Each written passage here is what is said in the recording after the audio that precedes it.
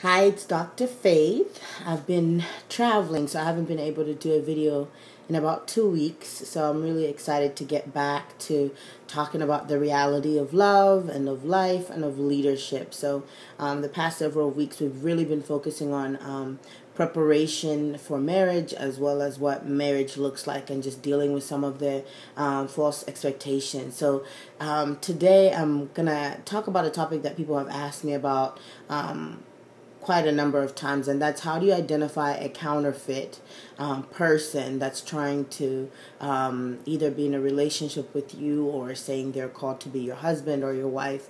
How do you identify that? So as always, I'm just going to give you guys a couple pointers, and you'll be able to find the rest of the blog on my website at the end of the week. So today I'm just going to be talking about the counterfeit. When people talk about the counterfeit, they're referring to someone who really looks like the real thing, but there's something that's just not right. There's something that sticks out that proves to them that this is not it. And then sometimes people will marry these people because they weren't able to discern and see the things that were sticking out, that were indicators that this was not genuinely the right person to be with.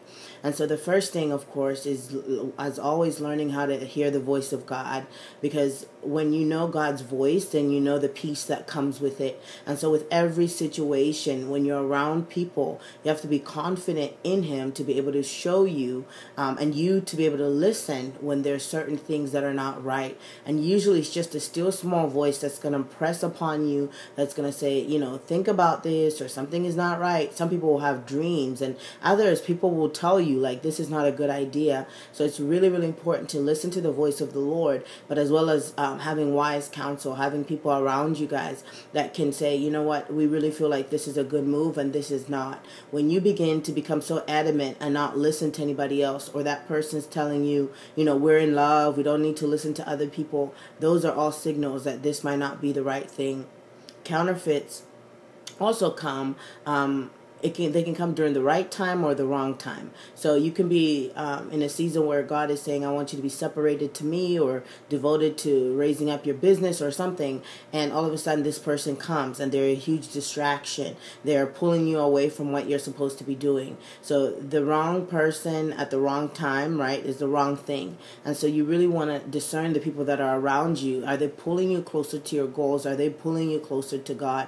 That's going to be an indicator of whether something is a counterfeit or not. They can also come at the right time. So you've been hearing words about getting married, or you've been sensing it and you've been preparing. All of a sudden this person comes along and they're just so great. You will know. People tell you all the time, when you find the one, it's the same thing about a counterfeit. You will have the checklist go, and then something will just say, this is not right. And so you want to look at the timing, like, I've just really gotten myself together, things are going well, and then all of a sudden this person is coming along. So you want to look at the timing as well. You want to be able to hear the voice of God. You want to listen to the voice of other people and what they're speaking to, especially those that walk with God or that are mentoring or overseeing you. The last thing that you need to really, be aware of is what the real thing looks like. You need to spend time with God. Like I always say, you don't need to have a huge list, but the core values, the things that matter, like honesty, hardworking, loving, kind, loves God more than me. Those are things that you really need to look for. At least 5, I tell people.